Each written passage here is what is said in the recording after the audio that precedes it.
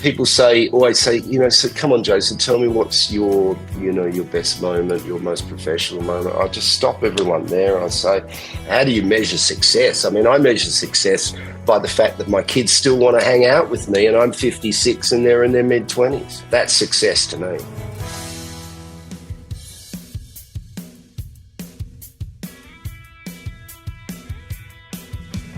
Hi and welcome to Separate Bathrooms. We would like to acknowledge the Gadigal people of the Eora Nation, the traditional custodians of this land, and pay our respects to the elders both past and present.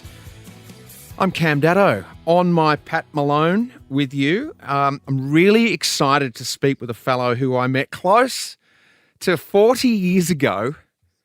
That's right, hard to fathom that I say 40 years because in my mind, I think he'll be perpetually in his early 20s, and I don't feel like I'm anywhere near 60. That just blows my mind. Jason Donovan and I met at the beginning of our careers working for Channel 10. He joined the Neighbours cast, and I was in my first year of hosting television's Off the Dish at 4 o'clock. It was an afternoon kids show. Jay was around 18. I think I was about 20. Jason and I would be invited to telethons, Logie Awards, and other Channel 10 promotional events. We drove against each other in the Australian Grand Prix. Yes. Celebrity race. I've still got a bone to pick. Hang on, he's not here yet. I don't know what that echo is. I've still got a bone to pick with him about that. And then when I got my first shot at acting, it was beside Jason in The Heroes. I can say, though, we have not spent a lot of time together over the journey. I do rate him as a dear compadre. And among other things, Jason is also the ambassador for Optus. You can try the Optus network free for 7 days without any commitments or payment details. Just download my Optus app and go with any eSIM-compatible mobile device. Welcome, the man I affectionately known as JJ Donovan.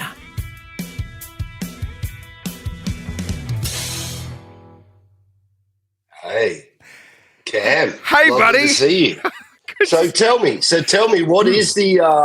I remember the rear vision mirror, and I remember seeing your face driving in Adelaide at the Grand Prix. I think I might have cut you off on a corner.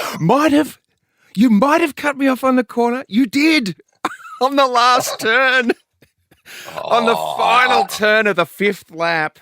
I was sitting in front of you. Do you remember Greg Norman? Vaguely. Okay, so vaguely. Greg Norman drove past us both on a blue flag. And so he broke the rules, which is interesting for a golfer to break the rules. And he broke the rules because someone had crashed.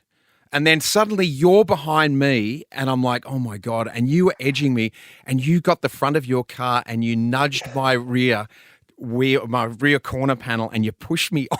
Just enough off the track and slid by me to take third spot or fourth spot. Did I? Yeah. Do you know, I can't even remember. I'll tell you of one other great story. I don't know whether we got the time, but I did a similar thing here in the UK for the British Grand Prix with celebrity race beforehand. And very shortly before you get your CAMS license and blah, blah, blah, you're sitting there and having your brief at Silverstone. And, of course, they say take the line, stick to your lines because that's the best way around the track, blah, blah, blah. I think I was like 16th on the grid. I didn't time well. So the lights start to go and I look at, of course, everyone, all these celebrities, and we had these Ford Fiestas with like sponsorships on top, which were like watches. They were physical watches. It was sort of bizarre, Well, it's like England. Made Adelaide look sexy, I think they were Chimeras, were they? The cars Holden. Anyway, whatever. Took this first, and then of course everyone on this first corner goes wide, and I thought it's a race. I just went straight down the middle. I went from 16 to 1, right?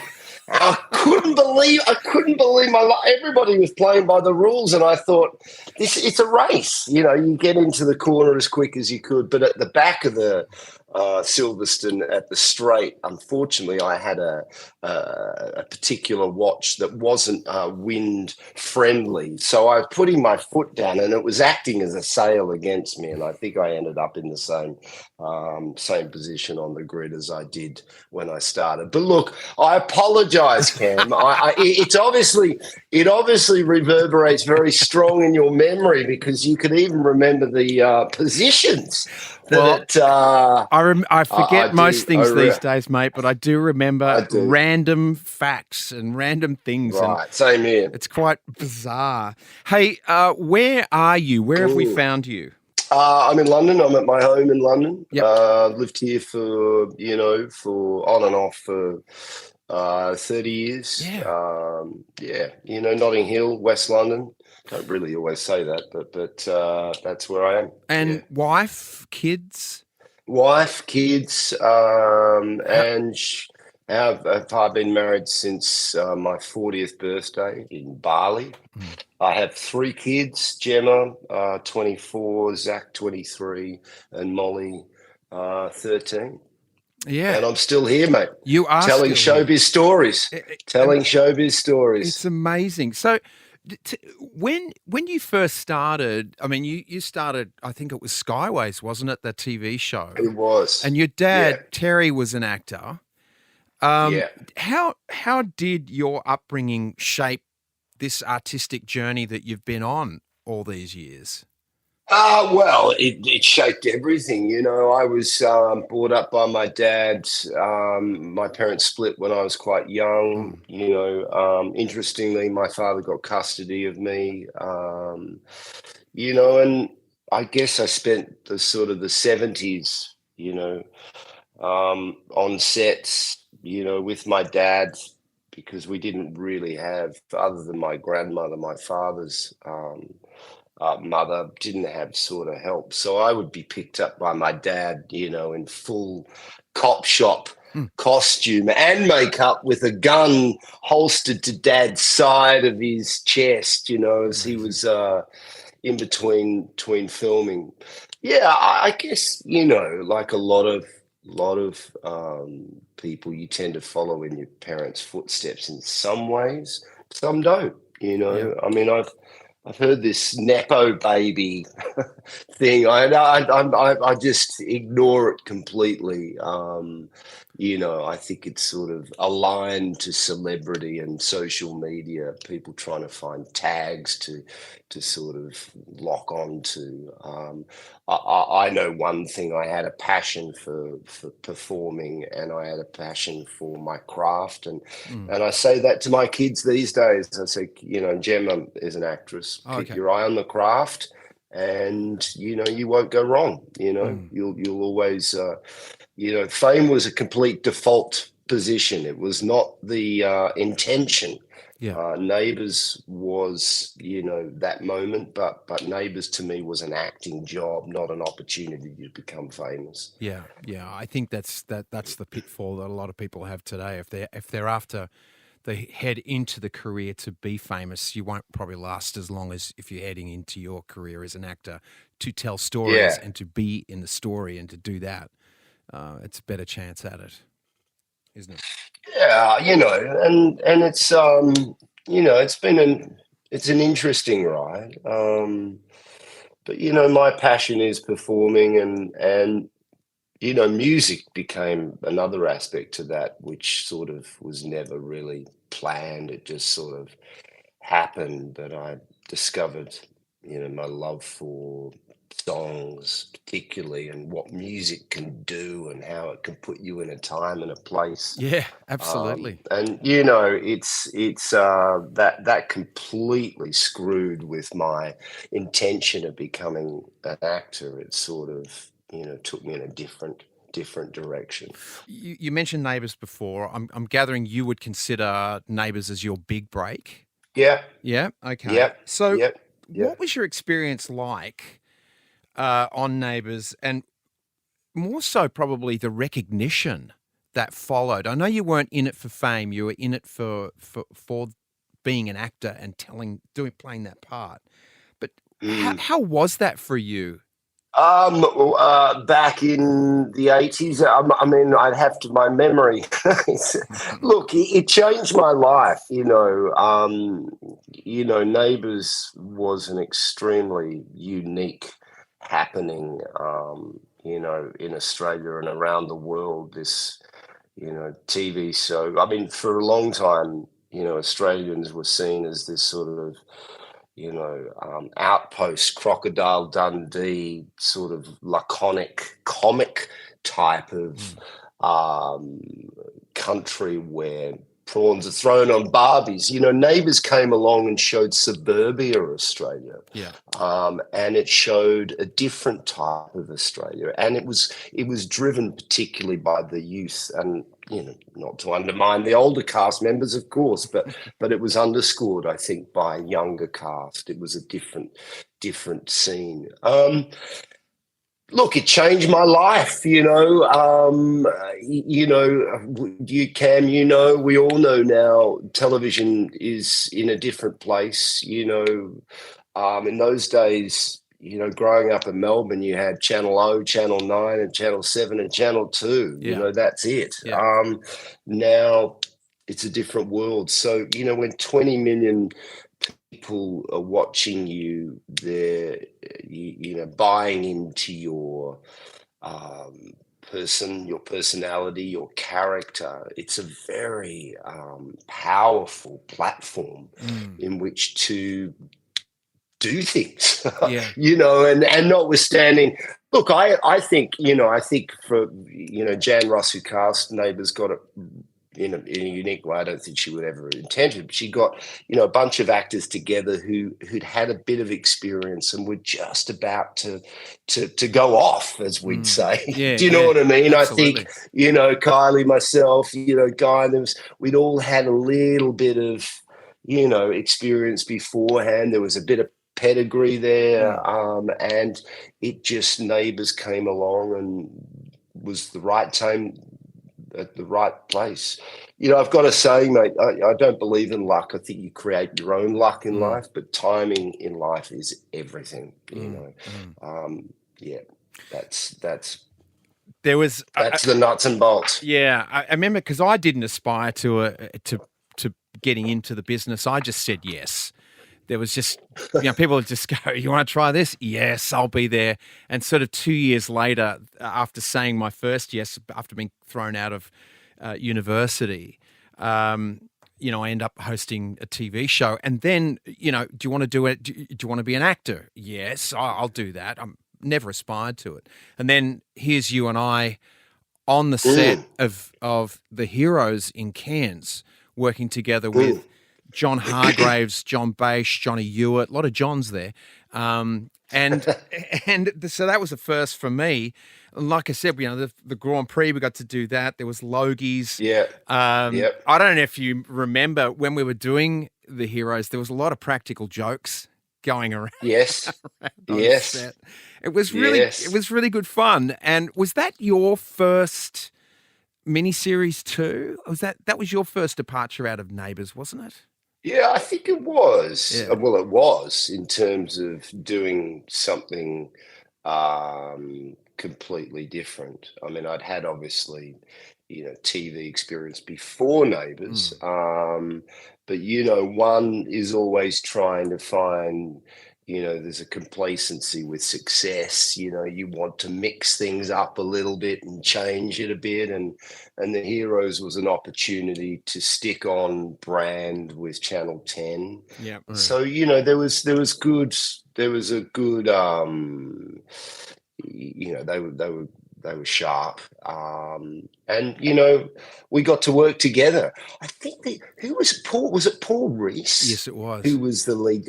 I think I saw him, mate, in Saltburn. Yes, you did.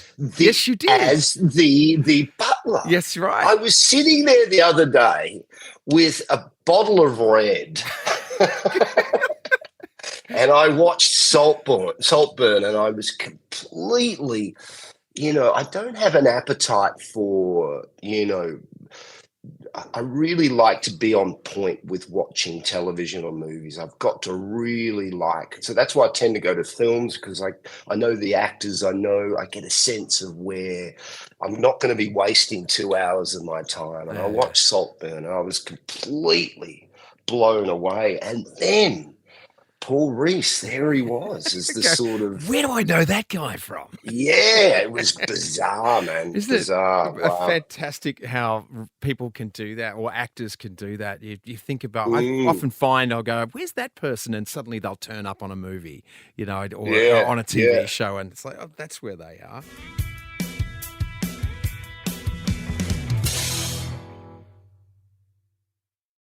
You mentioned music before and how that was not on your radar, yet you No. had such great success. How did that come about? Well, I'd always had an inkling with Dad, and he was musical theatre. Chicago was probably something in the early 80s the musical Chicago, I watched 50, 60 times, Oh and I my just gosh. fell in love with it. Richard Were, Geraldine Turner, Nancy Hayes, Sydney Theatre Company production. Dad was fantastic, blah, blah, blah. Anyway, I parked that, Dad and all these sort of crazy 70s actors were very negative people most of the time. And Really? you've got to understand that, well, most actors are out of work. Let's be honest. That's that's the nature of the business. So I was surrounded a lot by that. But what came out of that was, Jason, you need to be versatile. Yeah. You need to think of the next move, and entertainment, music, singing, dancing. Not a great dancer, never have felt that was my strength. So, with the birth of Neighbours, there was a Neighbours band guy, Craig, there's some really talented, musicians there. Kylie, of course, myself and Kylie singing, in the car on the way to Frankston, Whispering Jack, or, Farnham, going to Queensland, George Michael, so music. And then, of course, Kylie's success happened. And I've been very honest about this. I looked at her and thought, wow, this is interesting. And of course, once her success happened, they knocked on my door. And do you turn it down and go, no, I'm not that type? Or do you go, oh, maybe that's an opportunity for me as well? And I took the latter, and I'm glad I did. Yeah, I mean, that's, yeah. And was that the point? So you and Kylie were dating for a while there.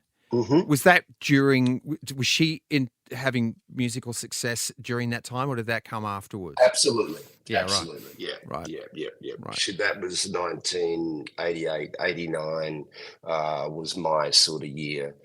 And then that's when we all moved in our different directions. Yeah. Success. Yeah. Interesting. Tell me, I've got to ask you this. I was talking to a mate of mine today, and I told him where I was coming. I said I'm speaking to Jason Donovan, and he said to me, he goes, why did him and Kylie Minogue keep that a secret for so long? Do you reckon? I said, I don't know. I'll ask him. Yeah. Well, there was so much invasion of privacy at that point, Right. and Neighbours, to emulate what you're doing on screen and off, well, not emulate, but it was we were living with each other and performing with each other. There has to be some aspect of privacy, and also, preserve, the opportunity to not always give the press sometimes what they want to hear, what I mean? Or not always not give the press what they want to hear, but just be very sort of, selfish in our own ways, and just say that's really none of anyone else's business, There you go. And, I'm not, I think, was it the right thing or the wrong thing? I don't know, I don't really analyze it. Yeah. But privacy, Yeah, I mean, you always want an audience wanting more, don't you? Do you know Mm. what I mean, in a way? And when you've got that moment in time, maybe that's what um, that was about, sort of that whole guessing. Don't know. Yeah. Because I mean, you had the spotlight was hot on you two, wasn't it? And the show. Hmm. So I totally understand why you'd be going, oh, yeah, no, we're not sharing this part of it. No one needs to know Well, I that. think you had moments like that too, Cam, in your career. Probably we've all had moments Mm, like that, mm, mm. with relationships and people. Are they not? So I think we're all all in that in that Yeah. camp. Well, sometimes it's good. Maybe. Yes. Look, I can say for me, because I didn't aspire to acting, it came later to me. I have a stutter. And so speaking on camera or on stage or, any of that sort of thing was an absolute nightmare thought for me. I didn't know you had a stutter. Oh, yeah, I grew up. I had Maybe, yeah. maybe I. That's why I grew Really? up. I mean, I still battle with it every now and again, but it was quite, when I was doing Perfect Match, I used to get stuck Right. every now and again, but I'd find another word. That was my way of Right. getting through Right. it. I'd get another word in my mind and I was a great synonyms and antonyms person. Right, I right, would do that. right. It's Um, such a great world now in which we can, be a lot more transparent about those things. And, I think the world is changing in some ways for the worse and some ways for the mm, better. mm, mm, So, I think, in the 80s, you bury stuff like that, mm. or the 80s, 90s. There's a world in which those things, you know, not being perfect. Everybody wanted to try and be perfect. Now, imperfections sometimes are your greatest asset. Well, Ed Sheeran, it builds you resilience, know? doesn't it? Yes, it And does. that builds confidence. What I was Yeah. getting to for me when I started to act, I felt like an imposter. I was like, oh my Right. gosh, and like, especially when we were doing Heroes, there was us, the Yeah. guys around us. I don't know if you remember this, but the young guys around us were mostly NIDA graduates. And you Hmm. mentioned Paul Reese. He was a RADA, very Yeah. technical RADA guy. Did you ever battle with imposter syndrome or lack confidence? And how, if you did, how would you get through it? Well, lack confidence. Yeah, I mean, it's only now, really, as a performer, mate. Honestly, as a Mm, performer, I feel fully in my stride a little bit more. okay. Why is that different? Having blonde hair and blue eyes, is an asset when you're young, and also, and being, the person I was a complete asset, but also, very difficult to overcome that sort of credible, am I worthy type of Yeah. and you question a lot of things. I mean, the irony is, and I've said this, to acting is a funny and entertainment's a funny thing because you could go and study to be a carpenter Mm, and, or get an apprenticeship and mostly be guaranteed that you're going to work. You yeah. can go to NIDA and never work again, Exactly.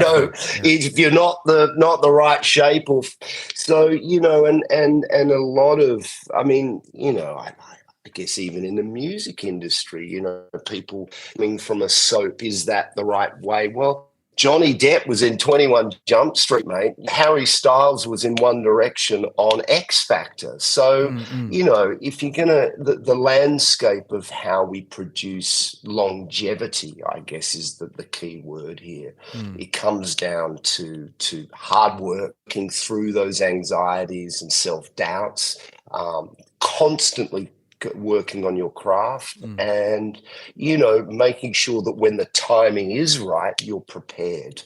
And I think if I'm going to be honest with you, that's where my career or my has worked for me, Mm, and that comes down to a good work ethic with my dad, interesting. Now, what? watching him work. And also, I'll give you one other thing in my life that's really kept me going is physical fitness. Yep. I've always kept physically fit, even when I've had the 90s weren't particularly a great moment for me. I had all that success. I had to process that. How do you, in today's world, that comes under the title of mental health. Yes. Back then it was just like, God, you were so lucky, and you went off the rails. But how was I to deal with what happened to me?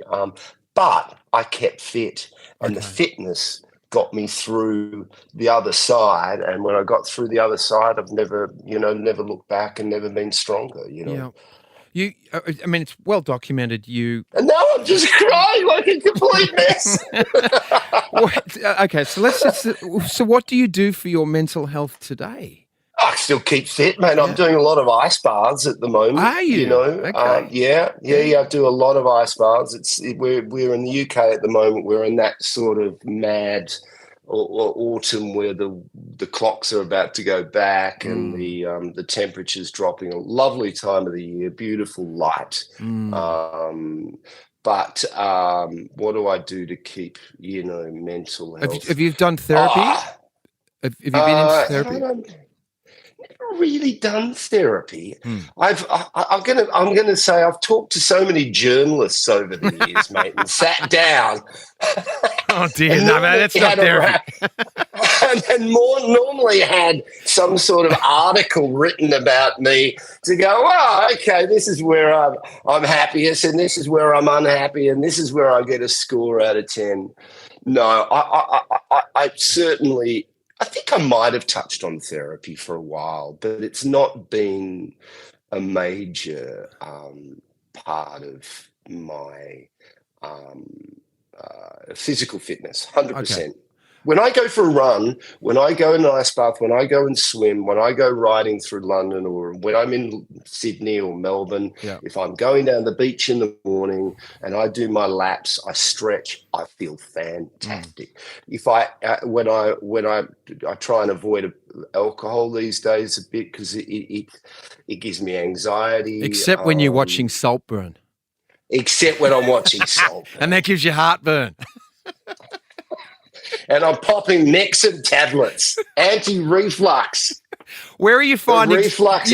Mate, growing up, we both love surfing, and I know you love to surf at Bondi and stuff. Where are you surfing in England? Are you finding a wave pool? No, do you know what, mate? I learned many years ago to swap my surfboard for a guitar. It was giving me You're a better surfing on a guitar? No, swapped it for a guitar. I know. So I haven't done a lot of surfing. I'll be honest with you. But, so I couldn't believe it when you moved to the UK, and we'll get in. There's so many things I want to touch on. But I was like, what's he going to do for waves? This man loves to surf, and I thought he's moved to probably the least surfing place in the world. Why did you? Yeah. How was that? What were the cultural differences for you when you moved over there? Well, I mean, I came here on a red carpet, Cam, so it was very different for me, I mean, notwithstanding though, it was also very difficult for me because I was seeing this wonderful opportunity, but, all my mates were having a great time, having just come out of school and, in Melbourne, having, the time of their lives. And here I was locked into this sort of opportunity work routine, which I loved. I'm not, but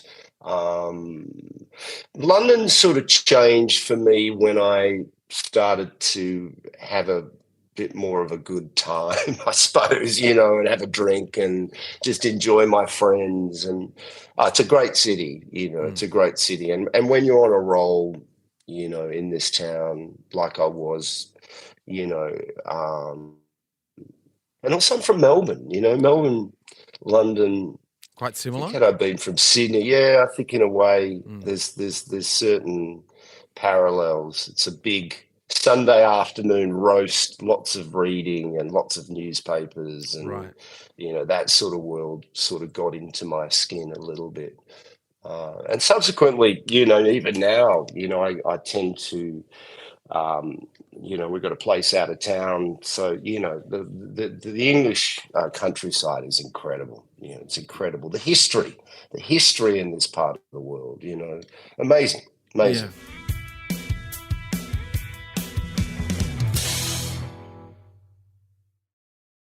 As your role as a dad, how has that influenced career choices and priorities over the years for you? Well, I mean, I don't think it's necessarily influenced my choices. Well, maybe it has, in the sense that I've had to keep, got to pay a lot of school fees, I do know that. And I think education is extremely important with children. And I've been lucky enough to be able to give my children what I consider good education here in the UK. That's the priority in my life, education and health. But children just changed my life. I mean, people always say, so come on, Jason, tell me what's your best moment, your most professional moment. I just stop everyone there and I say, it's got nothing to do with how many units or how many people have watched a television show. It's about the children and that's playing in the sand is the rest of the stuff. How do you measure success? I mean, I measure success by the fact that my kids still want to hang out with me, and I'm 56 and they're in their mid-20s. Yeah. That's success to me. Yeah, that's brilliant. I like that. So what do you what strategies do you use to do the work-life balance? Well, I think Ange has a great respect for my work, and she's very supportive. She's an incredible mom, and my best friend. So there's a respect there. She was in theatre. She was a stage manager, so she gets it. Is that how you guys met? Yeah, we met on the Rocky Horror Show in 1998, funnily enough. So there's a bit of pedigree there as well. Work-life balance. That's an interesting one, Cam, because I don't know whether I've been striving for a long time to try and get that one right. Problem is, I love to work and I like to enjoy the good things in life. And they cost money. Not great at relaxing and taking it easy. I need to probably get to that point. But again, keeping fit, sort of eating well. I love the garden. Try and get out in my garden a lot. I try and I'm a bit of I love my home. I'm really into, making sure the home it's my piece of art in my life, in my way. It all looks nice. And are you a DIY guy? Can you find your way around? I tell you, I try. And stuff?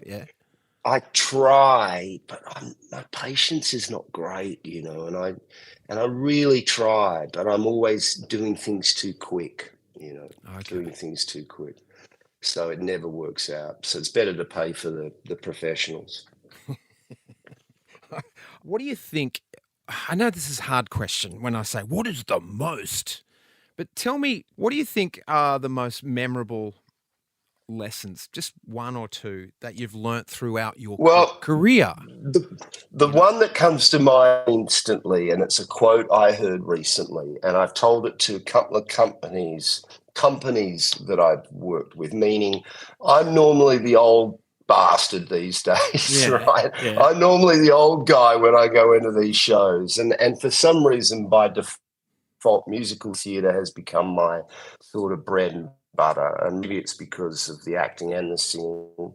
Listen, I'm very happy. I love the genre, but my quote is: "Hard work beats talent when talent doesn't work hard." Oh, I like that. I like that. Say that again. Hard work beats talent when talent doesn't work hard. Yeah, because it feeds. Because I've always felt I've watched a lot of performers around me over the years who I've Yeah. got, God, they can pick up a script and they learn it straight away. Mm-hmm. I wish I could do that, man.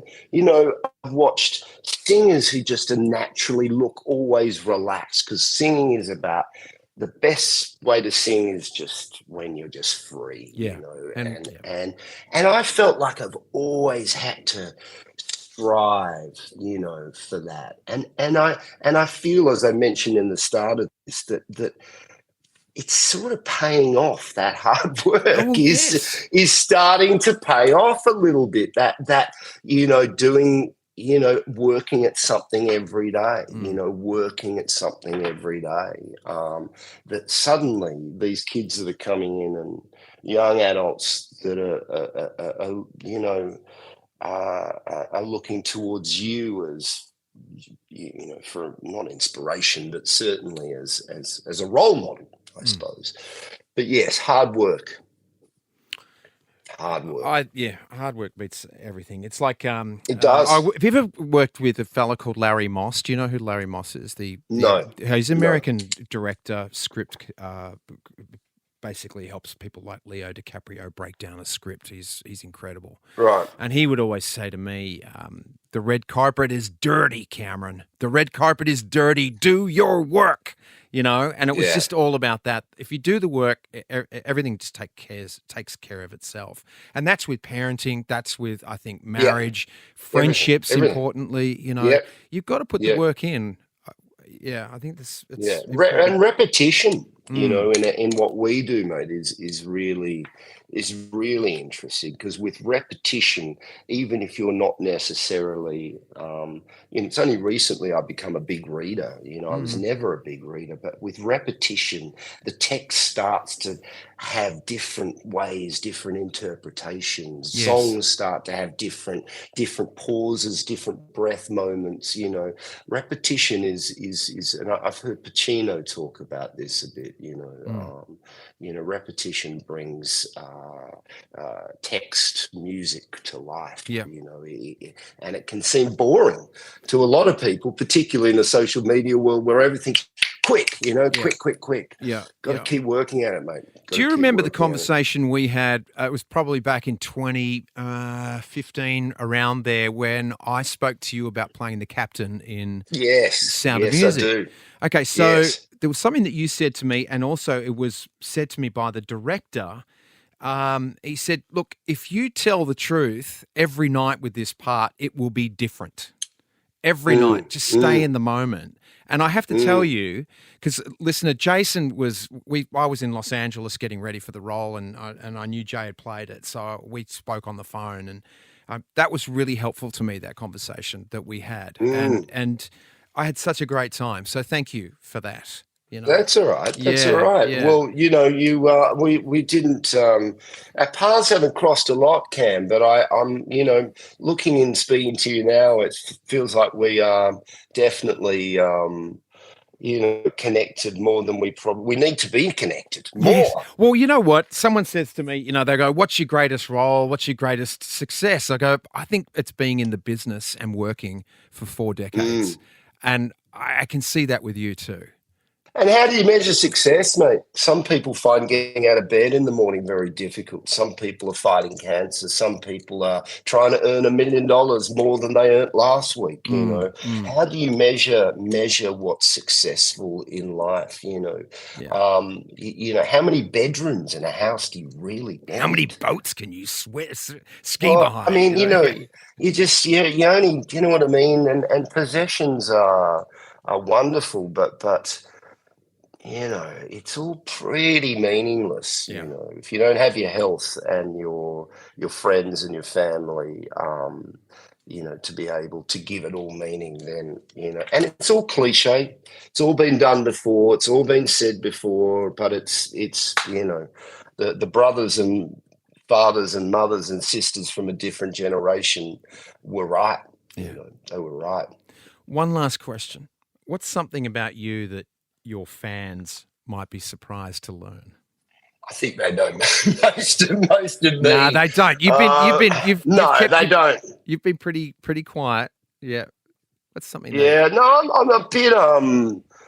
I mean, the thing that comes, I'm a great sleeper, but I do get anxious about small things. I'm a bit OCD. I have a bit of obsessive compulsive disorder with things like doors and locks. I'm absolutely obsessive about my bed and making sure it's made each day to perfection. Okay. And Um, is it the 400 thread count, Egyptian cotton, yeah, or is it well, silk? yeah. What I is it? mean, Where do you go there? it it's Cologne and Cotton, which is a great company here in the UK. Listen, I think if you're going to spend your life, half your life in bed, get it right, mate. Get it Get right. that right. You wear beautiful clothes, or you try and make yourself comfortable. Don't you want to get in bed and feel $1 million and feel great? Some people can't, it's hard, Cam, because as I keep saying, with all these wonderful things that we talk about, some people are struggling to even have a bed. So there's that whole paradox in life that keeps knocking on my door all the time too. I try in my work and my life and my people to keep as focused on the truth and authenticity of who I am and who we are in this moment in time. That's all I can do, really. Mate, well, Yeah, this has been what's felt like an incredibly authentic conversation with you today, mate. yeah, it was cool, man. It was cool. It's great. Therapy, It therapy. is. Hey, I love it. let And it out. didn't cost me a cent. No, it did not, and we had a good time. And we had a good time, mate. Good time. Good on you, Oh, mate. man. Hey, listen, good luck with everything, and I hope that we get to hang out soon. Thank you Oh, man. so much for your time, mate. It's been great. You too, mate. Loved it. Well, there he goes. Jason Donovan, JJ Donovan. We've known each other, like I said, for close to 40 years, and he hasn't changed. He's still lovely, humble, modest, brave fella. Because he's made some choices and done some things that are tough, and he's keeping it real, which is really terrific. So that's us for this week. Ali and I will be back together next week, so hopefully you can tune in too. Thanks for being here.